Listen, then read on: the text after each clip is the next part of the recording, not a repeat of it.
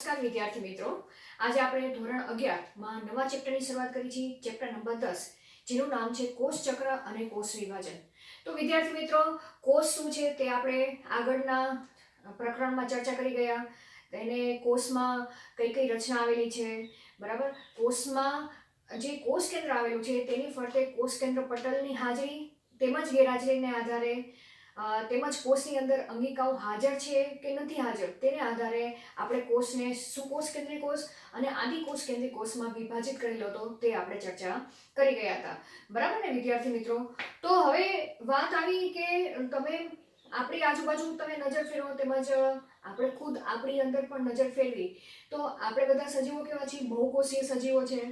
અને પ્રોકેરિયોટ્સ સજીવો બંધારણ દ્રષ્ટિએ જોવા જઈએ તો તે એક કોષીય બંધારણ ધરાવતા જોવા મળે છે.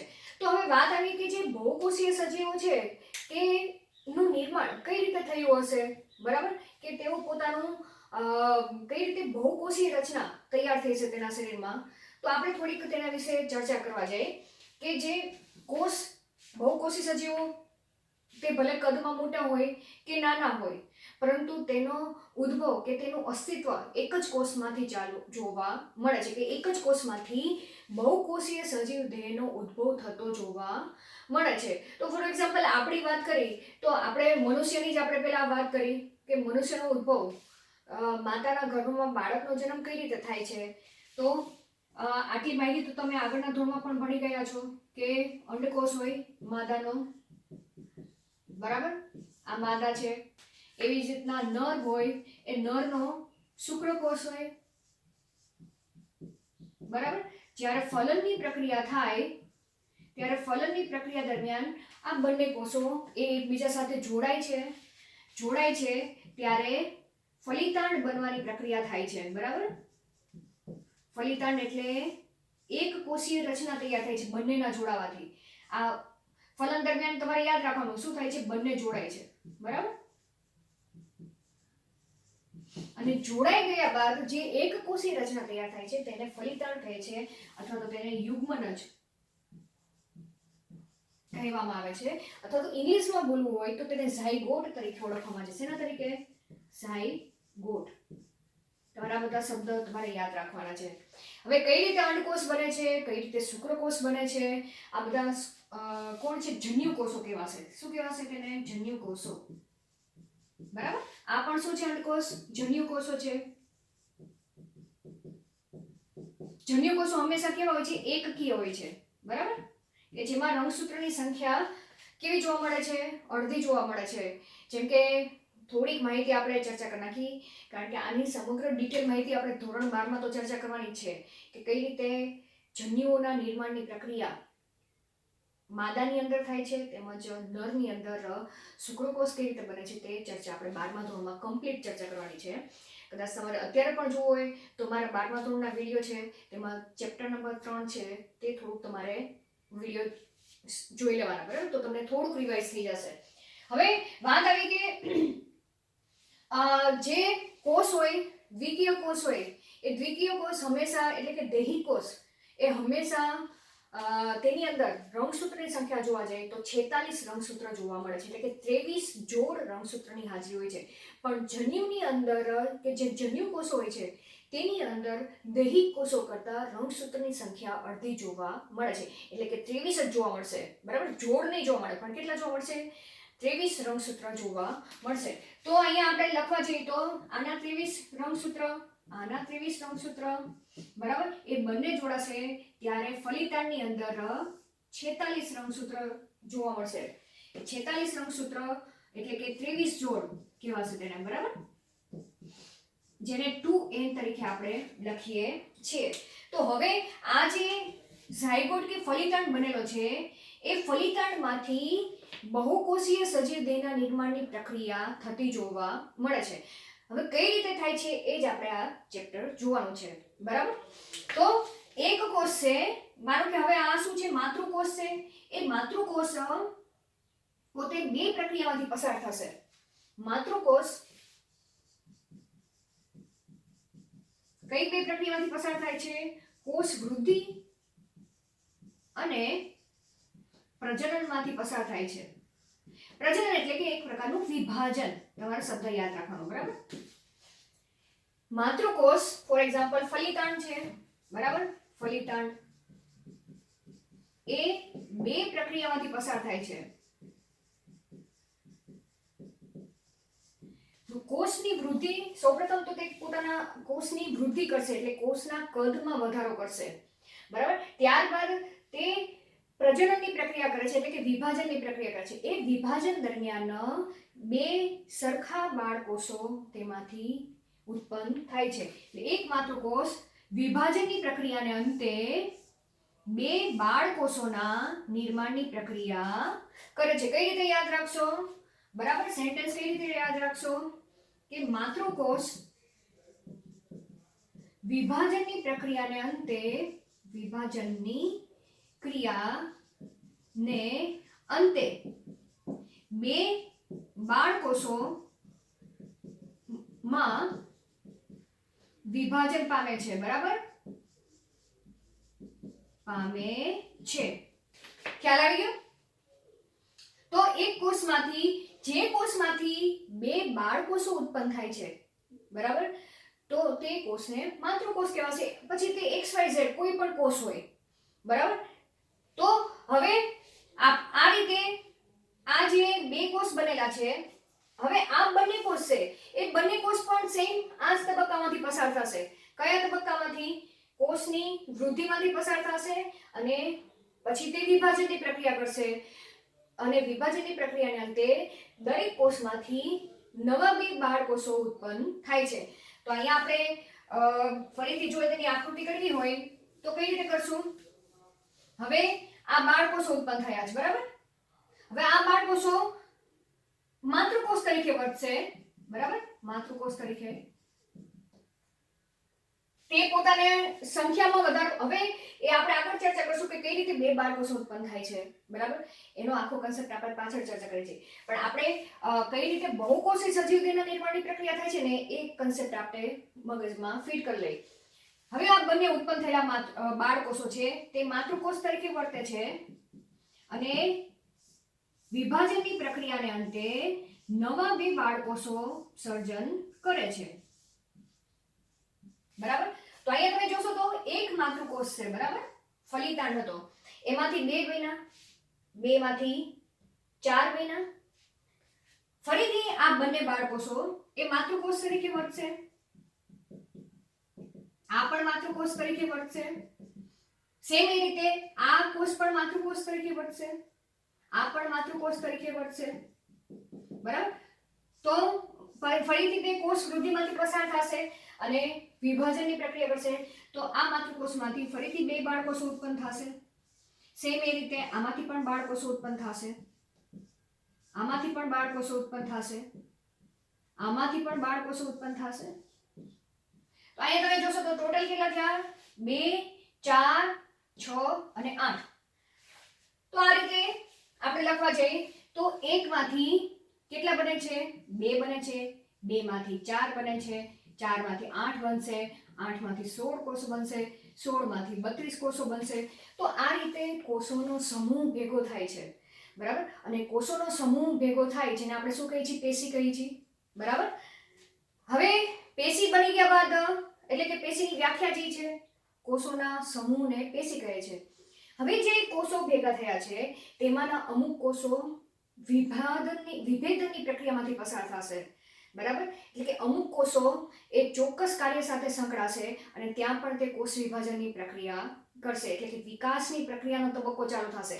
અહીંયા તમે જોશો તો આ વૃદ્ધિની પ્રક્રિયા થઈ, બરાબર. કોષની વૃદ્ધિ નથી કહેતા પણ કોષોના જથ્થામાં વધારો થાય છે, બરાબર. તો આ શું દર્શાવે છે? વૃદ્ધિનો તબક્કો દર્શાવે છે. ખ્યાલ આવી ગયો, બરાબર. વૃદ્ધિની વ્યાખ્યા શું છે? વૃદ્ધિની વ્યાખ્યા કોષોના જથ્થામાં વધારાને શું કહે છે? વૃદ્ધિ કહે છે. તો આ તબક્કો તમને વૃદ્ધિનો તબક્કો દર્શાવે છે, બરાબર. આ વૃદ્ધિ દર્શાવે છે. હવે આ રીતે પેશી બનશે, પછી આમાંના અમુક કોષો એ ચોક્કસ કાર્ય સાથે સંકળાશે, બીજી પેશી બનાવશે, ઘણી બધી પેશીઓ તૈયાર થશે અને એ રીતે જુદી જુદી પેશીઓ તૈયાર થાય છે, બરાબર. ત્યારબાદ પેશી તંત્રની રચના તૈયાર થાય છે અને ચોક્કસ અંગોના નિર્માણની પ્રક્રિયા જોવા મળે છે.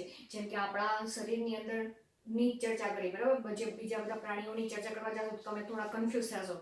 આપણી ચર્ચા કરી તો આપણા શરીરમાં તમે જોવા જાઓ તો ઘણા બધા જુદા જુદા અંગો છે. લીવર છે, કિડની છે, ફેફસા છે, હૃદય છે. તો ત્યાં તમે જોવા જાઓ એ બધી ચર્ચા પ્રાણી પેશીમાં ચર્ચા કરી ગયા છીએ. તો ત્યાં તમે જોવા જાઓ તો જુદી જુદી પેશીઓની હાજરી જોવા મળે છે, બરાબર, જે ચોક્કસ કાર્ય સાથે સંકળાયેલી જોવા મળે છે. તેથી જ તમે જોવા જાઓ તો દરેક અંગોના કાર્યો પણ કેવા હોય છે, અલગ અલગ હોય છે, બરાબર. અને આમ જોવા જાઓ તો આનું સમગ્ર નિયંત્રણ, આ જે વિભાજનનું નિયંત્રણ એ ચેતાતંત્ર દ્વારા થતું જોવા મળે છે, બરાબર. કે કોષની ચેતાતંત્ર દ્વારા થતું ખરું, પણ કોષની અંદર જે જનીન દ્રવ્ય આવેલું છે, ડીએનએ આવેલું છે, એ ડીએનએ દ્વારા તે નિયંત્રિત થતું જોવા મળે છે. તો હવે વાત આવી તો આ રીતે આપણે જો આખી સિક્વન્સ લખવા જાય તો સિક્વન્સ આપણે કઈ રીતે લખશું? કોષો ભેગા મળીને પેશી બનાવે છે, પેશી ભેગી મળીને જે તે અંગ બનાવશે, અંગો ભેગા મળીને અંગતંત્ર તૈયાર થશે, બરાબર. અને આ રીતે બહુકોષી સજીવ નિર્માણ પામે છે, બરાબર. હવે વાત આવી કે આ તો આપણે બહુકોષી સજીવ કઈ રીતે નિર્માણ પામે છે, તો આ રીતે વિભાજન પામીને આખા દેહની રચના તૈયાર થઈ. વાત આવી કે એકકોષી સજીવની વાત કરી, બરાબર. કેવા એકકોષી સજીવ દેહ? તો એકકોષી સજીવો ની સંખ્યામાં પણ વધારો થાય છે. સેમ આ જ રીતે થતી જોવા મળે છે કે એકકોષી સજીવો જેના શરીર બંધારણમાં કેવા એક જ કોષ હોય છે, બરાબર, તે પ્રજનનની પ્રક્રિયા કરે છે. અહીં શબ્દ વાપરવામાં આવશે વિભાજનની પ્રક્રિયા, એ પ્રજનનને સમકક્ષ વાપરવામાં આવે છે કે એકકોષી સજીવો એ અલિંગી પ્રજનન પદ્ધતિ દ્વારા પ્રજનનની જુદી જુદી પદ્ધતિ દ્વારા શું કરે છે? વિભાજનની પ્રક્રિયા કરે છે કે એકમાંથી બે કોષોના નિર્માણની પ્રક્રિયા કરે છે. એટલે જ તમને કહું છું કે એકકોષી સજીવના સંદર્ભમાં પ્રજનનની પ્રક્રિયા એ વૃદ્ધિ સાથે સરખાવવામાં આવી છે કે પ્રજનનની પ્રક્રિયાને અંતે પણ કેવું અલિંગી પ્રજનનની પ્રક્રિયાને અંતે તે કોષ પોતાના જેવા જ સમકક્ષ કોષોના સર્જનની પ્રક્રિયા કરે છે અને પોતાની સંખ્યામાં વૃદ્ધિ એટલે કે વધારો કરતા જોવા મળે છે. તો હવે વાત આવી કે કોષચક્ર શું છે, બરાબર. હવે આનો કન્સેપ્ટ લઈને આપણે કોષચક્ર સમજીએ. તો કોષચક્ર એ બીજું કાંઈ નથી. હવે અહીંયા આપણે ચર્ચા કરી કે એક કોષમાંથી શું થાય છે? માતૃકોષ હોય એ માતૃકોષમાંથી બે કોષો બને છે, બરાબર. શું બને છે? દરેક માતૃકોષમાંથી બે કોષોના સર્જનની પ્રક્રિયા થાય છે. એટલે દરેક સજીવની વાત કરું છું. દરેક સજીવનો આ વિશિષ્ટ ગુણધર્મ છે કે તેઓ વિભાજનની પ્રક્રિયામાંથી પસાર થતા જોવા મળે છે, બરાબર. તો હવે આ જે માતૃકોષ છે એમાંથી બે કોષો બને છે, બરાબર. આ બંને કોષો કેવા હોય છે? સરખા હોય છે. તો હવે તમે વિચાર કરો કે કોઈ બે બાળકો પરીક્ષા દેવા બેઠા હોય, બરાબર, અને મારી પાસે એક જ ક્વેશ્ચન પેપર હોય, તો હું ક્વેશ્ચન પેપર, માનો કે ફોર એક્ઝામ્પલ આ છે પેપર છે, તો ક્વેશ્ચન પેપરના હું બે ટુકડા કરીને બે છોકરાને નહીં આપી શકું. પહેલા તો મારે શું કરવું પડે કે અહીંયા જે મેં કાંઈ લખેલું છે સેમ ટુ સેમ આ કોપી મારે શું કરવી પડે? પ્રિન્ટ કરવી પડે, બરાબર. અહીંયા જેટલા પ્રશ્ન લખેલા છે તે બધા જ પ્રશ્ન મારે નવેસરથી લખવા પડે અને તેવું મારે આ બીજું કાગળ આ રીતે તૈયાર થવું જોઈએ. પછી હું આ બંને કાગળને બે છોકરામાં વિભાજિત કરીશ એટલે બંને છોકરાને હું આપી શકીશ અને બંને છોકરા પેપર લખી શકશે. તો કન્સેપ્ટ ખ્યાલ આવી ગયો? તો અહીંયા કહેવાનો મતલબ એ છે કે જે માતૃકોષ છે એ માતૃકોષ, બરાબર, ની અંદર શું આવેલું છે? જનરલ કોષની જે રચના છે એ જ આવેલું છે કે કોષ કેન્દ્ર આવેલું હશે, અંગિકા આવેલી હશે, તેમજ કોષ રસ આવેલું હશે, બરાબર, અને કોષ કેન્દ્ર આવેલું હશે, બરાબર. હવે જ્યારે તેને વૃદ્ધિની મીન્સ કે પ્રજનનની પ્રક્રિયા કરવી હોય કે વિભાજનની પ્રક્રિયા કરવી હોય તો તેને માતૃકોષને તેની અંદર જેટલું પણ આવેલું છે એ બધું જ તેને ડબલ કરવું પડે. માનો કે ડીએનએ આવેલું છે તો ડીએનએ જેટલું છે એ ડીએનએ સેમ ટુ સેમ એવું એટલું જ ડીએનએ નવેસરથી બનાવવું પડે. જેટલી અંગિકા આવેલી છે તેટલી જ અંગિકા બીજી નવી તૈયાર કરવી પડે પહેલા તો માતૃકોષને પોતાની અંદર, બરાબર. જ્યારે કોષરસ છે, કોષરસનું જેટલું કન્ટેન્ટ છે એ કોષરસનું પ્રમાણ એટલું પહેલા તો ડબલ કરવું પડે, પછી તે બે સરખા ભાગોમાં, બે સરખા કોષોમાં તેને વિભાજિત કરી શકશે, બરાબર. તો અહીંયા સૌપ્રથમ માતૃકોષની અંદર, બરાબર, જે માતૃકોષ છે તે માતૃકોષમાં કઈ કઈ પ્રક્રિયા થશે? સૌપ્રથમ ડીએનએ ના સ્વયંજનનની પ્રક્રિયા જોવા મળશે. સ્વયંજનનની ક્રિયા થશે, બરાબર. અહીંયા શબ્દ વાપરેલો છે સ્વયંજનન. સ્વયંજનન ને લગતો આખો ટોપિક આપણે ચેપ્ટર ધોરણ 12 માં આપણે કરવાનો છે. સ્વયંજનન એટલે શું? કે ડીએનએ માંથી ડીએનએ બનવાની પ્રક્રિયાને શું કહેવામાં આવે છે? ડીએનએ માંથી ડીએનએ બનવાની ક્રિયાને સ્વયંજનન કહે છે. તો સૌપ્રથમ માતૃકોષની અંદર ડીએનએ ના સ્વયંજનનની પ્રક્રિયા થશે, ત્યારબાદ વિભાજનની પ્રક્રિયાને અંતે, બરાબર, સેકન્ડ સ્ટેપ શું થશે? વિભાજનની ક્રિયા ને અંતે બે સરખા કોષોમાં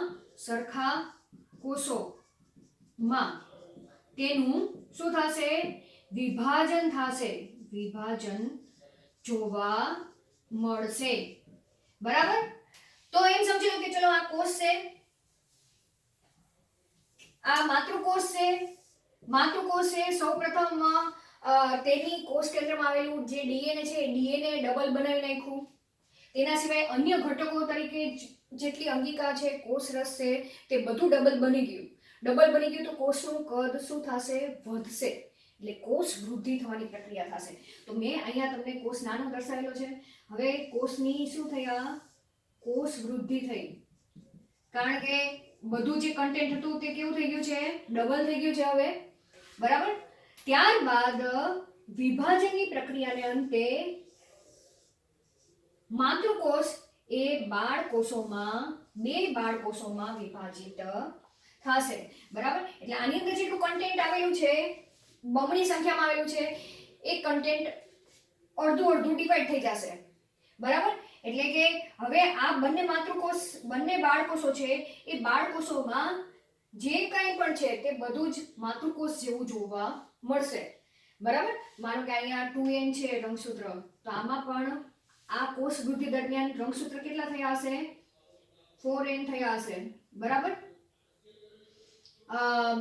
એટલે ક્રોમોઝોમની સંખ્યા 2n 4c થઈ હશે, 4c આપણે લખશું, બરાબર, 4c, અને અહીંયા 2c હોય છે. એવી જ રીતના વિભાજન થશે ત્યારે બંને કોષોની અંદર રંગસૂત્રની સંખ્યા 2c જોવા મળશે, બરાબર. ખ્યાલ આવી ગયો? તો હવે આ જે પ્રક્રિયા માતૃકોષમાંથી બે બાળકોષો બનવાની પ્રક્રિયાને કોષ ચક્ર કહે છે. યાદ રહેશે, કોષ ચક્ર કોને કહેવાશે? બરાબર. તો આપણે તેની વ્યાખ્યા લખી નાખી કોષ ચક્રની. કઈ રીતે વ્યાખ્યા લખશું આપણે કોષ ચક્રની? તો હવે આપણે કોષ ચક્રની વ્યાખ્યા આપણે ચર્ચા કરી. કોષ ચક્રની વ્યાખ્યા શું થશે? જ્યારે કોષ પોતાના જનીન દ્રવ્યનું એટલે કે ડીએનએ નું શું કરે? દ્વિગુણન કરે. દ્વિગુણન એટલે સ્વયંજનનની ક્રિયા, બરાબર. સ્વયંજનન એટલે શું? દ્વિગુણનની ક્રિયા કહેવાશે, આ યાદ રાખવાનું. તેમજ અન્ય દ્રવ્યોનું પણ શું કરે? સંશ્લેષણ કરે. અન્ય દ્રવ્યોનું સંશ્લેષણ કરે. જો આ 2 પોઈન્ટ યાદ રાખવાના, બરાબર. અને ત્રીજો પોઈન્ટ શું કે સંશ્લેષણ થઈ ગયા બાદ 2 સરખા કોષોમાં તેનું વિભાજન કરે. 2 સરખા કોષોમાં તેનું વિભાજન થાય. આ ઘટનાને શું કહે છે? કોષ ચક્ર કહે છે. બરાબર. તો તમારે આટલી વ્યાખ્યા યાદ રાખવાની છે. ફરીથી એક વખત આપણે કોષ ચક્રની વ્યાખ્યા યાદ કરી. કોષનું અહીંયાથી તમને આકૃતિ ઉપર ચર્ચા કરું છું, બરાબર. કોષનું શું થાય? પોતાના ડીએનએ નું દ્વિગુણન થાય. અહીંયા સમજી લો દ્વિગુણન થઈ ગયું. તેમજ અન્ય ઘટકોનું સંશ્લેષણ થાય. સંશ્લેષણ થાય એટલે શું થશે? કોષ વૃદ્ધિ થશે. કોષની પોતાની વૃદ્ધિ. કોના સંદર્ભમાં? કોષ રસના સંદર્ભમાં, બરાબર. કોષ રસ કેટલું થઈ ગયું છે? કોષ રસના સંદર્ભમાં લખી છે, બરાબર. સંદર્ભમાં, બરાબર. અહીંયા લખો તો આ બંને પોઈન્ટ ભેગા થાય એટલે તેને શું કહેવાશે? કોષ વૃદ્ધિ કહેવાશે, બરાબર. અને 2 સરખા કોષોમાં તેનું વિભાજન થાય. કોનું વિભાજન થાય? ડીએનએ નું તેમજ અન્ય દ્રવ્યો જે બનેલા છે જેટલા છે. માનો કે કણાભસૂત્ર 2 હોય તો એક કણાભસૂત્ર આ કોષમાં જશે, એક કણાભસૂત્ર આ કોષમાં જશે. કારણ કે અહીંયા આ તબક્કા દરમિયાન શું થયું છે? માતૃકોષમાં જેટલું કન્ટેન્ટ હતું તેટલું ડબલ બની ગયું છે. અને પછી 2 સરખા કોષોમાં તેનું વિભાજન થાય છે. તો જે વિભાજિત થયેલા કોષો છે તે વિભાજિત થયેલા કોષો એ સેમ ટુ સેમ કેવું? માતૃકોષ જેવું જ બંધારણ ધરાવતા જોવા મળે છે, બરાબર. એથી જ તમે જોવા જાવ તો આપણે ઉદાહરણ દ્વારા ચર્ચા કરવા છે કે ઘણાને શિયાળા દરમિયાન હાથની ચામડીઓ નીકળી જાય છે, બરાબર. એટલે કારણ કે તે કોષો કેવા થઈ ગયા છે? નાશ પામી ગયા છે. એટલે તમને ચામડી રફ લાગે છે. પછી તેની જગ્યાએ અમુક સમય પછી તમને ત્યાં નવી ચામડીઓ આવી જાય છે. તો એ શું દર્શાવે છે? તો એ વિભાજનની જ ક્રિયા તમને દર્શાવે છે કે કોષવાદ પ્રમાણે પૂર્વ અસ્તિત્વ ધરાવેલા જે કોષો છે, આ જે ચામડી નીકળી ગઈ છે તેની નીચેના જે કોષો છે, બરાબર. પૂર્વ અસ્તિત્વ ધરાવતા કોષો એ કોષ વિભાજનની પ્રક્રિયા દરમિયાન નવા કોષોના સર્જનની પ્રક્રિયા કરે છે. તો તમારે આપણા શરીર ઉપરથી સમજી લેવાનું કે બધી જગ્યાએ કોષ વિભાજનની પ્રક્રિયા જોવા મળશે. તમારે શિયાળો છે તો પગના તળિયાની ચામડીઓ પણ ઘણી વખત નીકળી જાય છે. ત્યાં નવી ચામડી એટલે કે નવા કોષો ત્યાં ઉત્પન્ન થાય છે. તો તે પણ કોષ વિભાજનની ક્રિયા દરમિયાન ક્રિયા થાય છે. એટલે કે આ ક્રિયા જે આપણે ચર્ચા કરવાની છે. અને નવા કોષોના સર્જનની પ્રક્રિયા થાય છે. એવી જ રીતના તમે જે ખોરાક ખાઓ છો તો તે ખોરાક ખાઓ છો તો ઘણી વખત જીભની ચામડીઓ પણ ઘસાય છે. પાચન તંત્રમાં જે જઠર છે તો જઠરમાં શું હોય છે? HCl હોય છે. તો એને કારણે જે જઠરની અંદરની દિવાલ છે તે અંદરની દિવાલના કોષો પણ વારંવાર કેવા થતા હોય છે? નાશ પામતા હોય છે, બરાબર. તો જઠરની મીન્સ કે આપણા જે અંગો છે એ અંગોની અંદરની દિવાલના કોષો જે નાશ પામી જાય છે તેની જગ્યાએ નવા કોષોના સર્જનની પ્રક્રિયા પણ કોષ વિભાજન દ્વારા થતી જોવા મળે છે. એવી જ રીતના ફોર એક્ઝામ્પલ આપણા જે RBC છે, રક્તકણો છે, તો એ રક્તકણોનો જીવનકાળ 120 દિવસનો હોય છે. એટલે કે આપણા રુધિરમાં જે રક્તકણ રહેલા છે તે 120 દિવસ પછી નષ્ટ પામી જાય છે, બરાબર. તો હવે એ નાશ પામેલા જે રક્તકણો છે તો નવા રક્તકણો પણ બનવા જોઈએ, બરાબર. તો નવા રક્તકણો બનવાની પ્રક્રિયા આપણા જે અસ્થિ મજ્જા છે તે અસ્થિ મજ્જામાં કોષ વિભાજનની પ્રક્રિયાની રીતે જ તે નવા કોષોના સર્જનની પ્રક્રિયા થતી જોવા મળે છે, બરાબર. તો આપણે આખા દેહમાં જે નવા કોષો સર્જન પામે છે તે આ પદ્ધતિ દ્વારા સર્જન પામે છે. હવે વાત આવી કે તો આપણે અહીંયા કોષ ચક્ર વિશે ચર્ચા કરી ગયા. તો આટલી પ્રક્રિયા છે. અહીંયાથી માતૃકોષમાંથી 2 બાળકોષો બની ગયા છે તે ઘટનાને કોષ ચક્ર કહે છે, બરાબર. આકૃતિ ઉપરથી ચર્ચા કરી. હવે આ જે માતૃકોષ છે એ માતૃકોષો ફરીથી બાળકોષો ઉત્પન્ન કરે છે, બરાબર. તેમાંથી તો અહીંયાથી આ તબક્કાને પણ શું કહેવામાં આવશે? કોષ ચક્ર કહેવામાં આવશે, બરાબર. ફરીથી આ માતૃકોષ આ કોષ છે એ પોતે જ્યારે નવા કોષો ઉત્પન્ન કરે તો તે માતૃકોષ કહેવાશે. તો અહીંયાથી લઈને અહીંયા સુધીની પ્રક્રિયા પણ કોષચક્ર કહેવાશે. તો અહીંયા કોષચક્ર ક્રમિક રીતે ચાલતો જાય છે અને બહુકોષી સજીવ દેહના નિર્માણની પ્રક્રિયા થતી જાય છે. તો હવે આપણે તમારે તો કોષચક્ર હવે આપણે ચર્ચા કરી કે આ જે ઘટના એક કોષમાંથી જે બે કોષો બને છે ત્યારે કોષની વૃદ્ધિ કઈ રીતે થાય છે તે દરમિયાન શું થાય છે અને વિભાજનની પ્રક્રિયા થાય છે તે દરમિયાન શું જોવા મળે છે. તો કોષચક્ર જે એક કોષમાંથી નવા બાળકોષો સર્જનની પ્રક્રિયા ને કોષચક્ર કીધું છે. તો જુદા જુદા કોષોમાં કોષચક્રનો સમયગાળો અલગ અલગ હોય છે. બરાબર. તો આપણે શું કહીએ કોષચક્રનો સમયગાળો કેવો જોવા મળે છે અલગ અલગ હોય છે. એટલે કે દરેક સજીવના જે કોષો છે તેનો કોષચક્રનો સમયગાળો અલગ અલગ જોવા મળે છે. ફોર એક્ઝામ્પલ મનુષ્યની વાત કરી તો મનુષ્યના કોષોમાં કોષચક્ર ક્યારે 24 કલાકે પૂર્ણ થાય છે. હવે તો વિચાર કરો એક કોષમાંથી બે કોષ બનવાની પ્રક્રિયા આપણા કોષ જ્યારે જે કોઈ પણ કોષ કરતું હશે બરાબર તે કોષમાંથી બે કોષો બનવાની પ્રક્રિયા 24 કલાકને અંતે પૂર્ણ થાય છે. એટલો ખ્યાલ આવી ગયો. એટલે કે આ પ્રક્રિયા 24 કલાકને અંતે પૂર્ણ થાય છે. એવી જ રીતના યીસ્ટની વાત કરવા જાય કોની યીસ્ટમાં કોષચક્રનો સમયગાળો 90 મિનિટમાં પૂર્ણ થાય છે. બરાબર. ક્યારે 90 મિનિટમાં પૂર્ણ થાય છે. તો તમે આ બંને વચ્ચેનો તમે અંતર સમજી શકો. એટલે જ તમે જોવા જાવ તો તમે જ્યારે આથમણની પ્રક્રિયા કરો છો બરાબર બ્રેડની પ્રક્રિયા કરો કે તમે નાન તો બધા ખાતા હશો તો એમાં તમે જો મેંદાના લોટમાં તમે યીસ્ટનો પાવડર તમે નાખી દો તો 2 કલાક કે 3 કલાક તમે એ લોટ રહેવા દો તો એ લોટમાં આથમણની પ્રક્રિયા થયેલી તમને જોવા મળશે. એનો મતલબ શું કે યીસ્ટના કોષોને ખોરાક મળી ગયો બરાબર અને પછી એ યીસ્ટના કોષ વિભાજનની પ્રક્રિયા એટલે કે 90 મિનિટમાં તો તે ડબલ થઈ જાય છે બરાબર. તો 2 કે 3 કલાકની અંદર તો યીસ્ટના કોષોની વૃદ્ધિ કોષોમાં ખૂબ જ વધારો જોવા મળશે બરાબર. અને જેને કારણે એ યીસ્ટ શું કરશે વિશિષ્ટ રસાયણોનો સ્ત્રાવ કરે છે બરાબર. અને એ તમે જે લોટ છે મેંદાનો લોટ એ તમને ફૂલેલો જોવા મળે છે જેને આપણે શું કહીએ છીએ આથો આવી ગયો.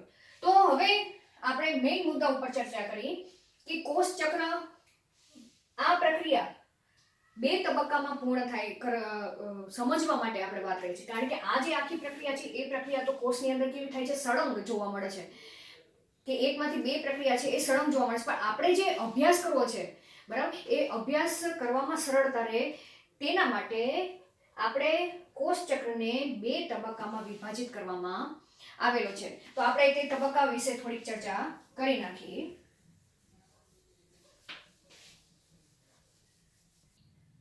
હવે કોષચક્રને સમજવા માટે આપણે તેને 2 તબક્કામાં વિભાજિત કરી છે. મુખ્ય 2 તબક્કામાં બરાબર. કોષચક્ર સમજવા માટે તેને મુખ્ય 2 તબક્કામાં વિભાજિત કરવામાં આવે છે. એક તો આંતરાવસ્થાનો તબક્કો આંતરાવસ્થા જેને ઇન્ટરફેસ તરીકે ઓળખવામાં આવે છે ઇન્ટરફેસ. હવે તમારે થોડાક ઇંગ્લિશ નામ પણ યાદ રાખવા પડશે ખાસ કરીને નીટની એક્ઝામ માટે. એટલે ગુજરાતી સાથે સાથે આ ચેપ્ટરમાં ઇંગ્લિશના નામ પણ થોડાક તૈયાર કરવાના. અને એમ ફેસ બરાબર જેને શેના તરીકે ઓળખવામાં આવે છે માઇટોટિક ફેસ તરીકે પણ ઓળખવામાં આવે છે. માઇટોટિક ફેસ તરીકે ઓળખવામાં આવે છે બરાબર. કે એ એમ ફેઝ અથવા તો લખવું હોય તો તબક્કો ગુજરાતીમાં તબક્કો લખવાનો બરાબર. હવે આંતરાવસ્થાને વિશ્રામી તબક્કો પણ કહેવામાં આવે છે. વિશ્રામી તબક્કો જ્યારે એમ ફેઝને વિભાજન તબક્કો પણ કહેવામાં આવે છે. બરાબર? જો તમારે આંતરાવસ્થાની વ્યાખ્યા યાદ કરવી હોય તો આંતરાવસ્થાની વ્યાખ્યા કઈ રીતે તૈયાર કરશો? બે ક્રમિક એમ તબક્કા વચ્ચેના સમયગાળાને આંતરાવસ્થા તરીકે ઓળખવામાં આવે છે. બરાબર? વ્યાખ્યા આના સંદર્ભમાં જ આપવાની છે. કઈ રીતે આપશો? બે ક્રમિક એમ તબક્કા વચ્ચેના સમયગાળાને શું કહે છે? આંતરાવસ્થા કહે છે. આંતરાવસ્થા કહે છે. બરાબર? હવે આપણે વાત કરી કે શા માટે વિશ્રામી તબક્કો કીધો છે? કે આ તબક્કા દરમિયાન એટલે કે આ સમયગાળા દરમિયાન માતૃકોષ એ પ્રિપેર થાય છે, એ તૈયાર થાય છે. કોના માટે? તેને એમ તબક્કામાં પ્રવેશવા માટે. તે આ તબક્કો એ પ્રિપરેશન તબક્કા તરીકે ઓળખવામાં આવે છે અને તેની સાથે સાથે વિશ્રામી તબક્કા તરીકે પણ ઓળખવામાં આવે છે. એટલે ઇન ધ સેન્સ કે તમે એક્ઝામ દેવા જાઓ, બરાબર, ફાઇનલ એક્ઝામ હોય તો એની પહેલા તમે શું કરો છો? પ્રિપરેશન કરો છો, તૈયારી કરો છો, પરીક્ષાની તૈયારી. તો એ પરીક્ષાની તૈયારી એ કયો તબક્કો કહેવાશે? આંતરાવસ્થા તબક્કો કહેવાશે. અને તમે જે પરીક્ષા આપો છો એ તમારો એમ તબક્કો કહેવામાં આવશે. તો હવે વિચાર કરો કે જે પ્રિપરેશન તબક્કો છે એ પ્રિપરેશન તબક્કામાં પરીક્ષા પહેલાનો જે સમયગાળો છે એ તબક્કા દરમિયાન તમે કેટલી તૈયારી કરો છો?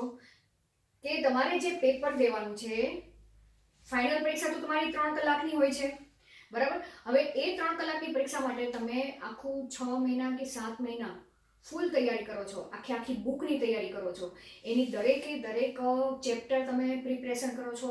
એ ચેપ્ટરને અનુલક્ષીને જે પ્રશ્ન આપેલા હોય છે, MCQs, ખાલી જગ્યા, ખરા ખોટા, એ બધી રીતે તમે તૈયારી કરો છો અને પછી તમે એક્ઝામ દેવા બેસો છો. અને એક્ઝામ દેવા બેસો છો એનો સમયગાળો તો માત્ર 2 કે 3 કલાકનો જ હોય છે. તો 6 મહિનાની મહેનત તમે 3 કલાકમાં પૂર્ણ કરો છો. તો સેમ માતૃકોષ હોય છે, બરાબર? એ માતૃકોષમાં પણ સેમ આ જ પરિસ્થિતિ હોય છે કે એ માતૃકોષ જે છે એ માતૃકોષ પહેલા તો પ્રિપેર કરે છે, પોતાની અંદર બધી તૈયારી કરે છે કે એની અંદર જેટલું કન્ટેન્ટ છે ને એ કન્ટેન્ટ બધું કેટલું કરશે? ડબલ બનાવશે. અને ડબલ થઈ ગયા બાદ જ તે વિભાજનનો તબક્કો ચાલુ કરે છે. ખ્યાલ આવી ગયો?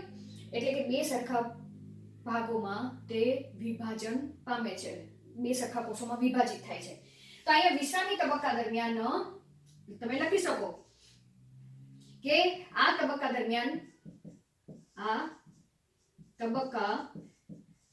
દરમિયાન માતૃકોષ એમ તબક્કામાં દાખલ થવા માટે કે એમ તબક્કામાં પ્રવેશવા માટેની શું કરે છે? પૂર્વ તૈયારી કરે છે. પૂર્વ તૈયારીઓ કરે છે. હવે શું કરે છે એ આપણે લખી નાખી કે માતૃકોષ આ સમય દરમિયાન શું કરે છે? પોતાની અંદર ડીએનએ ના સ્વયંજનનની પ્રક્રિયા કરે છે કે ડીએનએ નું દ્વિગુણન કરે છે અને અન્ય ઘટકો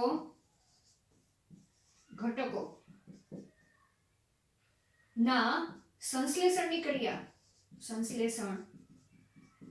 ક્રિયા આ તબક્કા દરમિયાન થાય છે. બરાબર? તબક્કા દરમિયાન થાય છે. ખ્યાલ આવી ગયો? જો જે આ બેઝિક કન્સેપ્ટ છે આ તમને ખ્યાલ હશે તો તમે આ ચેપ્ટર સરળતાથી સમજી શકશો. બરાબર? એટલે સૌથી પહેલા તો આંતરાવસ્થા તબક્કો શું છે કે માતૃકોષનો એવો સમયગાળો, બરાબર, જ્યારે એને કોષચક્રમાં પ્રવેશવું છે તો સૌથી પહેલા માતૃકોષની અંદર જુદા જુદા ફેરફારો થશે, એટલે કે કોષ વૃદ્ધિની પ્રક્રિયા થશે. અને શું કહીશું? દરમિયાન થાય છે એટલે કે કોષ વૃદ્ધિ પામે છે. બરાબર? વૃદ્ધિ પામે છે, એટલે કે પોતાના કદમાં વધારો કરે છે. શું કરે છે માતૃકોષની અંદર? તો આ સમયગાળા દરમિયાન તે પોતે પોતાના જે ડીએનએ છે એ ડીએનએના દ્વિગુણનની પ્રક્રિયા કરે છે સ્વયંજનનની મદદથી, અને જેટલી અંગિકાઓ છે, જેટલું પ્રોટીન છે, જેટલું કોષરસ છે, તે બધું ડબલ બનવાની પ્રક્રિયા થશે, કારણ કે બે સરખા ભાગમાં વિભાજિત કરવું છે એટલે. તો તેથી જ આ તબક્કાને વિશ્રામી તબક્કો તેમજ પ્રિપરેશન તબક્કો તરીકે પણ તેને ઓળખવામાં આવે છે. અને આ તબક્કો જેવો પૂરો થશે એટલે કોષની વૃદ્ધિ થશે. માતૃકોષ કેવો થઈ ગયો છે? સહેજ મોટો થઈ ગયો છે, બરાબર, કારણ કે કોષ વૃદ્ધિ થઈ, આટલું બધું જેટલું હતું કન્ટેન્ટ ડબલ થઈ ગયું છે, તો તેની જે કોષરસ સ્તર છે તે સહેજ પોળું થશે અને કોષના કદમાં વધારો જોવા મળશે. હવે અહીંયા આપણે જોવા જઈએ તો હવે આ તબક્કો જેમાં ડીએનએ સ્વયંજનનની પ્રક્રિયા એ ચોક્કસ તબક્કા આંતરાવસ્થાના ચોક્કસ સમયગાળા દરમિયાન જ થાય છે, બરાબર, અને તેના માટે પણ જરૂરી સામગ્રી તૈયાર કરવી પડે તો તે ડીએનએના સ્વયંજનનની પ્રક્રિયા થાય. ડીએનએના સ્વયંજનનની પ્રક્રિયા તો જો તમારે રિવાઇઝ કરવી હોય તો 12મા ધોરણનો મારો લેક્ચર છે ચેપ્ટર નંબર 6માં ડીએનએનું સ્વયંજનન, એમાં થોડુંક તમને બેઝિક ખબર પડી જશે કે ડીએનએ સ્વયંજનન માટે પણ પ્રોટીનની જરૂર પડે, તો કોષને તો પહેલા ડીએનએનું દ્વિગુણન કરવું છે તો એની પણ પૂર્વ તૈયારી કરવી પડે કે બધા પ્રોટીનો એન્ઝાઇમ્સ બધું બનાવવું પડે, પછી તે દ્વિગુણન કરી શકે. દ્વિગુણન થઈ ગયા બાદ આ તબક્કામાં પ્રવેશવા માટે પણ એને થોડીક પ્રોટીન્સો નવા બનાવવા પડે, બધી પૂર્વ તૈયારી કરવી પડે, તો જ આ તબક્કામાં તે ફટાફટ બે ભાગમાં વિભાજિત થઈ શકે. તો અહીંયા પણ આંતરાવસ્થાને સમજવા માટે તેને ફરીથી 3 તબક્કામાં વિભાજિત કરવામાં આવેલું છે, બરાબર. કયા કયા તબક્કા? G1 ફેઝ, બરાબર, G1 ફેઝ, પછી S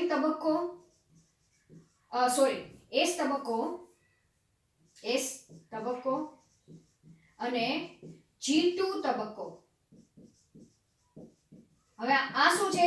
S તબક્કો, જે દરમિયાન ડીએનએના દ્વિગુણનની પ્રક્રિયા થતી જોવા મળે છે, બરાબર. કયા તબક્કા? S તબક્કા દરમિયાન. હવે આનું ઇંગ્લિશ નામ જોવા જઈએ તો આને ગેપ, GAPE, ગેપ ફેઝ કહેવાશે. ગેપ એટલે થોડોક વિશ્રામી સમયનો ગાળો, બરાબર. એટલે G2 પણ શું કહેવાશે? Gap, GAPE, gap phase. એક માઇનર ટાઈમ પીરિયડ માટે તે થોડુંક શું કરે છે? રેસ્ટ લે છે કોષ. અને S એટલે સિન્થેસિસ ફેઝ કહેવાશે. સિન્થેસિસ એટલે શું? નિર્માણ કરતો, બરાબર. ડીએનએ સંશ્લેષણ તબક્કો કહેવાય છે, ઇન ધ શોર્ટ, બરાબર. યાદ રહેશે. G1 ફેઝ એટલે ગેપ ફેઝ 1, S ફેઝ એટલે કે ડીએનએ સ્વયંજનનનો તબક્કો, જેને ઇંગ્લિશમાં S નામ છે આધાર આપેલું છે. સંશ્લેષણ એટલે સિન્થેસિસ ફેઝ, બરાબર, એને આધારે S તબક્કો કીધો છે. G2 ફેઝ એટલે કે પણ ગેપ તબક્કો એટલે કે વિશ્રામી તબક્કો. એવી જ રીતના M તબક્કો છે. M તબક્કાને પણ હવે આ તબક્કા દરમિયાન શું થાય છે કે કોષ જ્યારે G2 તબક્કામાંથી પસાર થાય છે અને M તબક્કામાં પહોંચે છે ત્યારે કોષ નું શું થાય છે? કોષ કેન્દ્ર વિભાજન થાય છે. કોષ કેન્દ્ર વિભાજન અને કોષ રસ નું વિભાજન થાય છે. તો તમારે આ પોઈન્ટ MCQ માટે યાદ રાખવાના છે કે M તબક્કા દરમિયાન એટલે કે માઇટોટિક ફેઝ દરમિયાન બે પ્રક્રિયા જોવા મળે છે. કોષ કેન્દ્રનું વિભાજન થાય છે એટલે કે માતૃકોષના કોષ કેન્દ્રનું, બરાબર. આપણે તમારે લક્ષમાં શું રાખવાનું છે? માતૃકોષ જ રાખવાનો છે. તેના કોષ કેન્દ્રનું વિભાજન થાય છે અને છેલ્લી પ્રક્રિયા આ વિભાજન થઈ ગયા બાદ જે કોષરસ બનેલો છે તે કોષરસનું પણ વિભાજન થશે, એટલે એકમાંથી જે માતૃકોષ હતો તેમાંથી બે કોષ છૂટા પડશે, બરાબર. કઈ રીતે? આ રીતે માતૃકોષ છે, બરાબર, અને કોષની આ વૃદ્ધિ થઈ આંતરાવસ્થા દરમિયાન, બરાબર, અને પછી આ પ્રક્રિયા કંઈક આ રીતે થશે. અને ધીમે ધીમે આ જે કોષરસ સ્તર છે એ નિર્માણ પામશે અને કોષરસનું બે સરખા ભાગોમાં વિભાજિત થશે, એટલે બે બાળકોષો બની ગયા. બરાબર. તો અહીંયાથી આ જે તબક્કો છે એ એમ તબક્કો છે. બરાબર. હવે આ બે પ્રશ્ન તમારે ખાસ યાદ રાખવાનો છે. તો હવે માનવ કોષની વાત કરવા જઈએ તો માનવ કોષમાં જે આંતરાવસ્થા છે એ આંતરાવસ્થાનો સમયગાળો 23 કલાકનો જોવા મળે છે, એટલે કે કોષ એ મોટા ભાગનો સમયગાળો એ આંતરાવસ્થામાં પસાર કરે છે. તો અહીંયા લખી નાખો, માનવ કોષમાં 23 કલાક કયો ચાલે છે? આંતરાવસ્થાનો તબક્કો ચાલે છે, અને માત્ર 1 જ કલાક એ એમ તબક્કામાં પસાર કરે છે. 1 કલાક શેમાં પસાર કરે છે? એમ તબક્કામાં પસાર કરે છે. તો 24 કલાકમાંથી 23 કલાક આંતરાવસ્થામાં અને 1 કલાક તે એમ ફેઝમાં પસાર કરે છે. જો એને લગતી હવે આકૃતિ કરવી આના સંદર્ભમાં, તો એની પહેલા તો આપણે એમ ફેઝને પણ સમજવા માટે બીજા 4 ભાગમાં તેને વિભાજિત કરવામાં આવેલા છે. કયા કયા ભાગ? સૌથી પહેલા તો આપણે તેમાં પૂર્વાવસ્થા વિશે ચર્ચા કરશું. બરાબર. પછી બીજો આપણે ભાજનાવસ્થા વિશે ચર્ચા કરશું, ભાજનાવસ્થા. પછી ભાજનોત્તર અવસ્થા, ભાજનોત્તર અવસ્થા, અને અંત્યાવસ્થા. શું કહેશું તેને? અંત્યાવસ્થા. બરાબર. ભાજનાંતિમ અવસ્થા એમ પણ તમે કહી શકો, કૌંસમાં લખી નાખો, ભાજનાંતિમ અવસ્થા, ભાજનાંતિમ અવસ્થા. અને છેલ્લે કોષ રસ વિભાજન, રસ વિભાજન. બરાબર. અને આ રીતે એક કોષમાંથી બે કોષના નિર્માણની પ્રક્રિયા કોષ રસ વિભાજન થાય તો જ થશે, નહીં તો બે કોષ એકબીજા સાથે જોડાઈ રહેશે. બરાબર. તો હવે એમ તબક્કામાં આપણે આ 4 તબક્કા અને કોષ રસ વિભાજન વિશે ચર્ચા કરશું, ત્યાં આપણું કોષ ચક્ર પૂર્ણ થશે. હવે આને લગતી એક આકૃતિ આપણે ચર્ચા કરી નાખી. બરાબર. કઈ રીતે? જે આપણી એનસીઈઆરટી બુકમાં આપેલી છે કે તમે આ ગોળ રીતે માતૃકોષ છે, આ કયો છે? માતૃકોષ છે. માતૃકોષ એ પોતાનો જ્યારે કોષ ચક્રમાં તેને પસાર થવું હોય, વિભાજનમાં પસાર થવું હોય, તો 23 કલાક શેમાં પસાર કરે છે? આંતરાવસ્થામાં. તો મોટા ભાગનો જે સમયગાળો છે, બરાબર, લગભગ 95% જેટલો સમયગાળો એ આમાં પસાર કરે છે, અને માત્ર 5% તે એમ અવસ્થામાં પસાર કરે છે. બરાબર. તો અહીંયા તમે લખી નાખો, આ G1 ફેઝ, આ S ફેઝ, આ G2 ફેઝ, અને આટલો જ તબક્કો એમ ફેઝ છે. ખ્યાલ આવી ગયો? અને અહીંયા તમે જુદી જુદી લખી નાખો, આ ભાજનાવસ્થા, આ ભાજનોત્તર અવસ્થા, ભાજનોત્તર અવસ્થા અને અંત્યાવસ્થા. 4, 1, 2, 3 અને 4. અને કોષ અહીંયા જ્યારે કોષ રસ વિભાજન થાય ત્યારે અહીંયા તમને 2 કોષ છૂટા પડેલા જોવા મળે છે. આના વિશે હવે આપણે સંપૂર્ણ ડિટેલમાં આપણે નેક્સ્ટ લેક્ચરમાં ચર્ચા કરીશું. બરાબર. પણ કોષ ચક્ર સમજવા માટે તમારે આ 2 પોઈન્ટ ખાસ યાદ રાખવાના છે. આંતરાવસ્થા દરમિયાન શું થાય છે અને માઇટોટિક ફેઝ એમ તબક્કા દરમિયાન શું જોવા મળે છે. Thank you.